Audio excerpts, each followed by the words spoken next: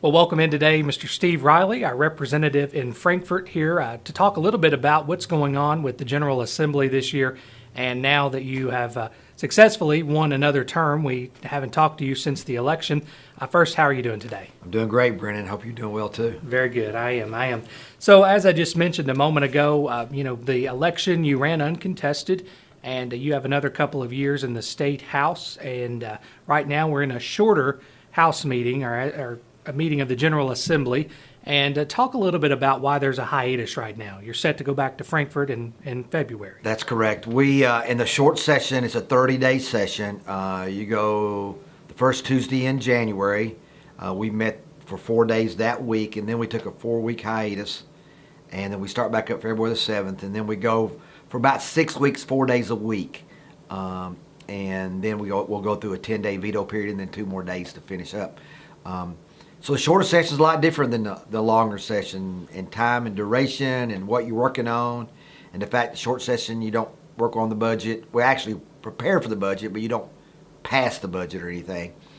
And so a lot of times the short session is done for preparation, to evaluate things, to do some research, just to get a lot of background work through your committees and such. So I think this is going to be a lot slower session as far as legislation being passed, and we've been going full speed for the last 6 years, and I think now they just want to sit back and do some examination of things and then see where they need to go. You're on a number of committees. There are several that are here in state government. You're on several of them that are actually meeting a lot, consistently. You've told me about that. Even when you're not in Frankfort, you're still going to Frankfort for these meetings. What committees are you a part of? Yeah, I'm on a lot of committees. I guess fortunately, because you have a little bit more say in some ways. But I am on the A&R committee, which is the budget committee, and that's a very important committee, and makes the decisions on the budget, the initial decisions, and does the research on that. I'm on the education committee, which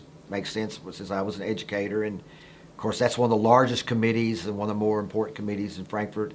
Part of the education committee, I'm on the subcommittee that deals with the K-12 funding and workforce development, and also the educational accountability and assessment committee deals with testing and making sure that we're making strides, which we have not been, which I think primarily is related to the pandemic and kids not being in school. I'm also on the, last year I was on the Health and Family Services Committee. Well, they've split that committee up to Health Services and Family Services, and I'm on both those committees.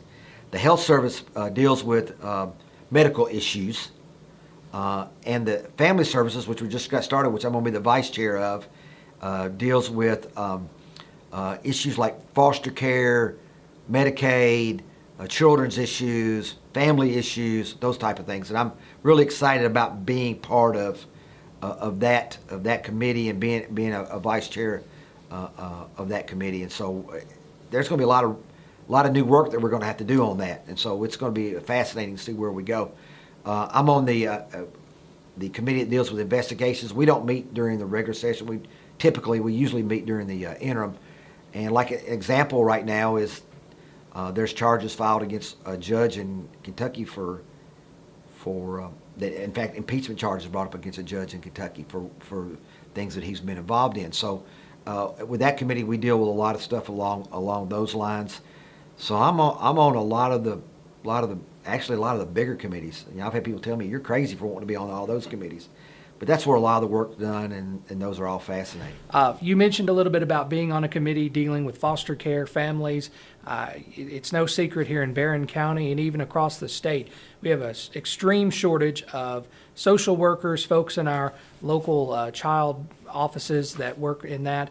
Talk a little bit about what are lawmakers doing to perhaps remedy this issue? I mean, the local office has been held in contempt even here locally for not even being able to file things appropriately and things like that. It is a problem. We of course, gave them a substantial pay increase in the last budget, and we're aware of the problem. We've got to come up with more social workers, and the reason is because we have more social issues than we've had. We've had more children that are living in broken homes and not with their parents and living with grandparents, and we have more juvenile issues as far as the court is concerned, And so, yes, these are issues, and we've got to continue that effort. We've got so many areas in Kentucky right now that we've got workforce shortages, and social work, teachers are among those, and of course, a lot of those are skilled trades jobs. But we've really got to continue to work on that issue, and I don't see our social issues getting easier. I see them getting more difficult, and we've got to continue to work on trying to find good people to be in those jobs, because, man, being a social worker is a tough job. That's a tough job, and I don't envy. I respect all of them and don't envy any of them. So some big items that have really taken the news over the last few weeks about this session and lawmakers in general here in Kentucky have been tax cuts. That's something that I know that is still waiting to go to the Senate, my understanding is. So talk about what those tax cuts mean for constituents and taxpayers. Okay, so one of the things that we wanted to do since the Republicans took over the House was to eventually reduce the state income tax. And over the last few years, we've reduced it from 6% to 4.5%, and then we passed a bill the first session to reduce it to 4%.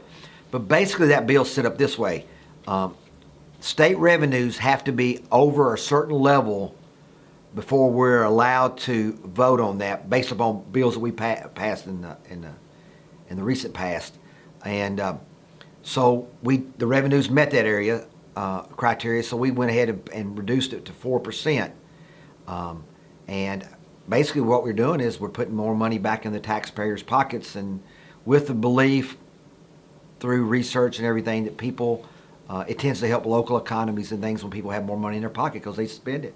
They have more money to do that with. So that was the long-term goal, is to totally eliminate state income tax like several other states are. But we want to make sure that we don't make a mistake and reduce that state income tax and not have the proper revenues in the state in the budget. Kansas several years ago dropped their state income tax from like 6 or 7% to 0 and had major financial issues.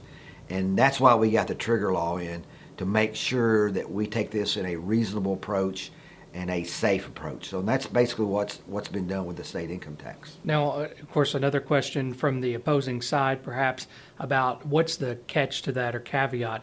Is there a catch to that, reducing that state income tax?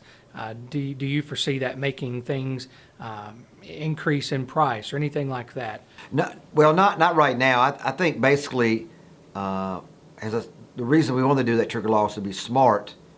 And a lot of people say, well, they're eventually going to raise the state income tax. I mean, a state tax on items, and the consumption tax. And is there a possibility that could happen long term? Yeah, but there's not been really any big talk about it in the last year or so. It's basically been just trying to make sure that our revenues are enough to do the state income tax reduction. To change up things, you are a Republican and you make up pretty much the majority in the House here in Kentucky. Votership has changed to that too. Even here in the county now that you represent, Barren County, we have now flipped over in terms of registration, the majority Republicans.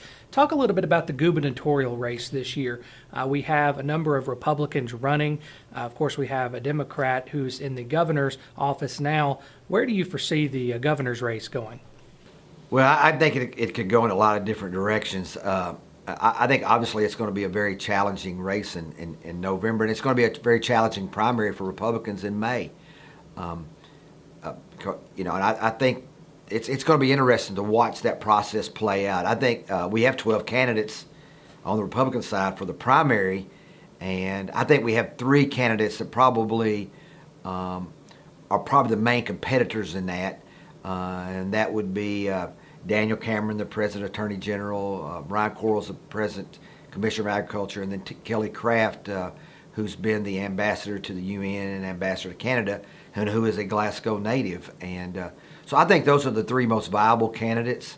We have some other ones that are good. Mike Harmon's a great guy and has done a really good job as state auditor, and there's a few others. But my guess is going to probably come down to those 3. And then whoever wins out of that, it'll be a challenging race in November. Those 3 have visited here in Barren County already, even though the bulk of that campaigning has just started. for the governor's race. Mr. Cameron came at the turn of the year, visited here to speak with folks, and then Kelly Craft, being from Glasgow, formerly Guilfoyle, a lot of folks know her. And then we've talked about the other candidate too, Mr. Quarles, who is going to be in Barren County in a few days.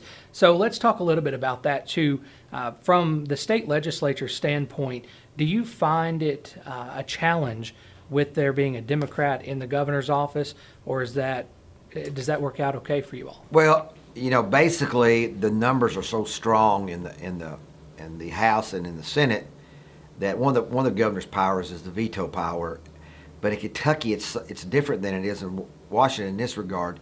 In Washington, you have to have a 2/3 vote to override the veto of the president. But in Kentucky, you just have to have a majority vote to override it. So if everybody votes the same way they vote the first time, then the veto is going to be overridden. Every bill that's been vetoed since I've been in Frankfort, whether it been by the Republican Governor Matt Bevin or the Democratic Governor Andy Beshear, every veto has been overridden because it's easy. So the governor's power in that regard, as far as the legislature and stuff, is not as strong as what the president's would be. But it's important to have. It's really important to have a governor that works with the General Assembly, and I wish our governors would do a better job of doing that. As far as your own preference, have you spoken about any support for any one of the governor's candidates? Well, there's 4 of them that I know fairly well. I know Daniel Cameron fairly well. I know Ryan Quarles well. I know Mike Harmon well, and then I know Kelly, from the experience here in Glasgow and other things. So those races, when you know people, they're kind of hard. You're friends with these folks and all that kind of stuff. Obviously, that I think there's some special interest with me and others in that Kelly's from Glasgow, and her lieutenant governor. She's the only one that announced a lieutenant governor candidate, and that's Max Wise, who's a senator from Camelsville, and who's been a longtime friend of mine, and whose wife is Heather Hood Wise, who is from Glasgow. So there's that local connection in there. So those things complicate it when you're someone, because in many cases you like to just stay out of it and watch people run. I've got, like, the Commissioner of Agriculture's race. There's 2 Republicans running. Well, I'm good friends with both of them. So it makes it a little bit more tenuous because you care about all those people. Now, one thing that really ran through the local election cycle this past go-around was the fact that there was a Democrat incumbent and then a Republican challenger. Again, as far as party lines go, a lot of folks speculated that if we were to elect a Republican, it would mean better things for Barren County. Do you believe that to be true, and where are we headed in that direction? Well, I think it's important. First of all, the way things have gone, and you've kind of mentioned that, is it's in rural Kentucky, it's hard for a Democrat to win. Even as the recent election, so even if you're an incumbent, it's hard to win in that. As far as working with Frankfort and stuff, I think a lot of that is not just party specific. It's just, are you willing to establish those relationships to work with Frankfort? And I think you have to do that. And so I think that dynamic is very important. And I encourage both the new county judge executive and our mayor. It's important that we have open dialogue with Frankfort, and that process has been started. And I think as you're well aware, and most of other people, because it's gotten some publicity, is that a group of 5 of us went and met with Secretary Gray and the Transportation and Secretary of Economic Development, and then eventually had a little shorter meeting with the governor to say, we're going to try to unify and work together to try to improve things in Barren County, and so I thought those meetings were very productive. But as I mentioned on WBKO one day, there's not Republican jobs or Democrat jobs, there's jobs, and we've got to do what's right for our citizens. And if that means we put our partisanship aside to improve Barren County, that's what we need to do. And I think that's the attempts that are going to be made. And an inside look at that meeting, like you mentioned, that was going to be a follow-up question there. You were able to meet with the governor. You were able to meet with the Secretary of Transportation, Economic Development. What was that dialogue like about Barren County. Well, it was really neat because we had lunch, and in lunch the governor wasn't at lunch with us. It was just Secretary Gray and the Secretary of Economic Development. But the people who really needed to talk to those individuals got a chance to do that. So we had big conversations with everybody, but we had side conversations too during the course of that. And I know the Secretary of Economic Development. I know that Judge Byrd, Mayor Royce, and Maureen Carpenter, head of Barren Inc., were really engaged in conversations with the Secretary of Economic Development about where can we go to improve Barren County and try to provide better paying jobs. So I think that was big. And then I'm involved in roads and that type of thing. So Larry Glass and I were able to have conversations with Secretary Gray at the same time, talking about how we could improve road situations in our area to not only be something that's beneficial to our constituents, but also set us up in positions where if things do happen, that we have the proper infrastructure to deal with that. Also, another question too that a lot of folks, are wondering about. Speaking at a national level, we're seeing a lot of things coming out of Florida right now as it applies to certain curriculum dealing with Black history, things like that. What's going on in Kentucky from the education standpoint pertaining to just education in general? We've talked about schools, private schools. There's some, lawsuits and things like that. Talk about that. All right, so let's go to curriculum first. And I will go on this regard. I think, and I've mentioned this in several committee meetings, I think we have to put a greater emphasis, and we're putting emphasis on this, but I think even greater in K through 3 of improving reading and math. I think the emphasis needs to be on reading, and math in those grades, and the next emphasis needs to be on reading, and math, and the next emphasis needs to be on reading and math. And we don't need to get caught up in other stuff. It's not our job to be the social agent in school. It's our job to be the educational agent in school. And every research you do shows that if kids are not at third grade reading level by the time they get through the third grade, then their educational experience is going to be much more difficult. And then that has a great emphasis on their future as far as getting jobs and those type of things. So I think we really got to do that even more than we do. I don't think we need to get caught up with a lot of other stuff that's not as important as teaching kids how to read. So I think that's big on the curriculum part. I think that because the way our Constitution is written in Kentucky, a lot of the bills that have been passed to deal with scholarship tax credits and charter schools and those type of things have been ruled unconstitutional. And I think that if there's going to be a big change on that, there's going to have to be a constitutional amendment and have the citizens vote on it. I think that's what's going to have to happen for that to do, because we've had those discussions the last couple of years, and I've emphasized to people that you may want this, but it is going to be ruled unconstitutional because of the specific lines in the Constitution about that the state was only to provide funding for the common schools, and that's been interpreted to be public schools.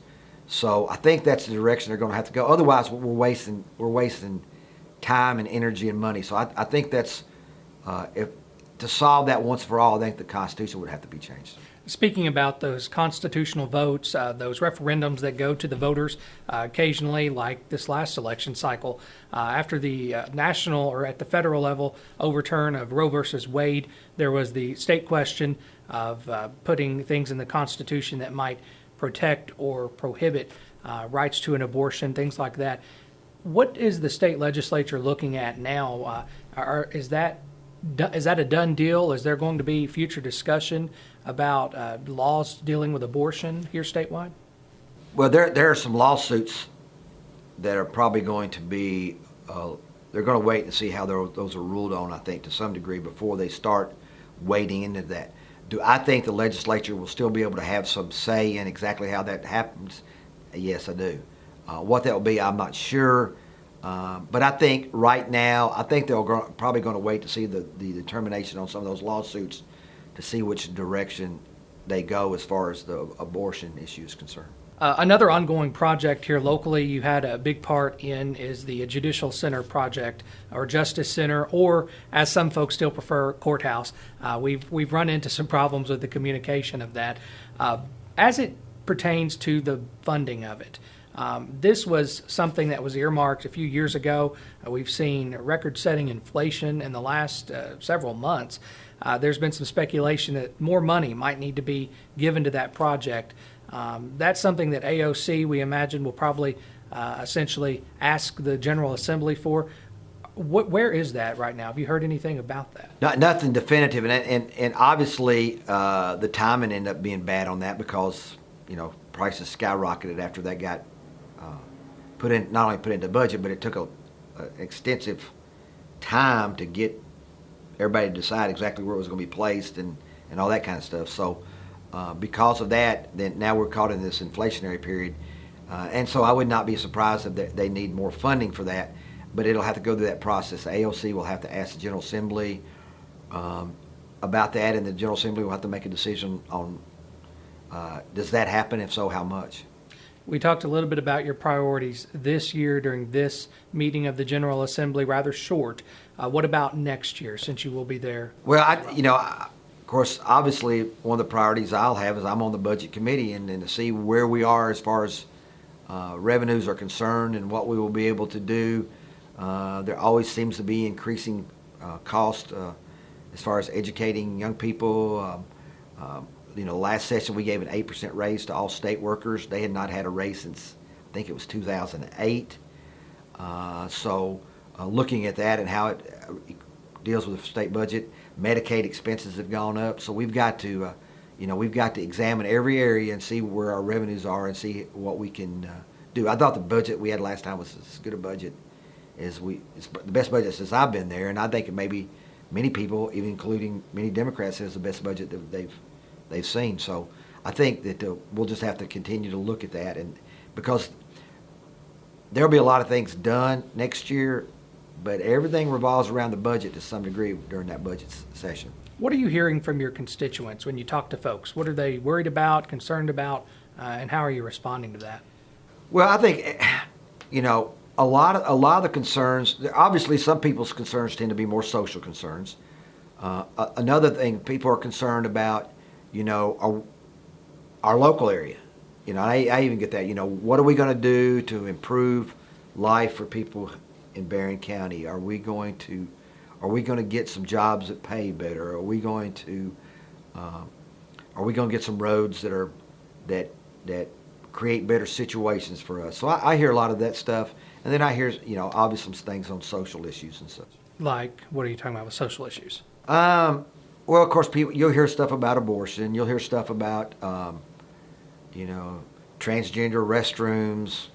Just a lot of things that deal with social issues and how they, there's so much of things that revolve around schools, people's concerns about what happens as far as education is concerned. So I get a lot of questions about that too. As it pertains to economic development, on that note, what would you say, it's not always just a click of a button. You get businesses here, people to build, their livelihoods. Talk about why it's a challenge from your standpoint and even our local leaders. Well, I think one thing that we have to do in Barren County is we've got to become more unified. We've had so many issues in the last 5 years that have put a negative connotation on Glasgow. And when I say that, I'm not blaming any one person or any one group or anything like that, but it's the reality of what's happened here. And I think we've got to let Frankfort know, because from what I've heard from talking to people in Frankfort is they didn't want to touch Glasgow a whole lot because we couldn't get along with each other. So how are we going to seek further opportunities? And so I think it's important that we let them know that we're going to overcome this and we're going to work together for the best interest of our citizens and our community. And I think that's got to be done. And sometimes, when you're dealing with what's best for the general public, I think it's very important that you get rid of your ego and not worry about who does or doesn't get the credit, as long as things are improved in Barren County. And I think we've really got to do a better job of that. We have to.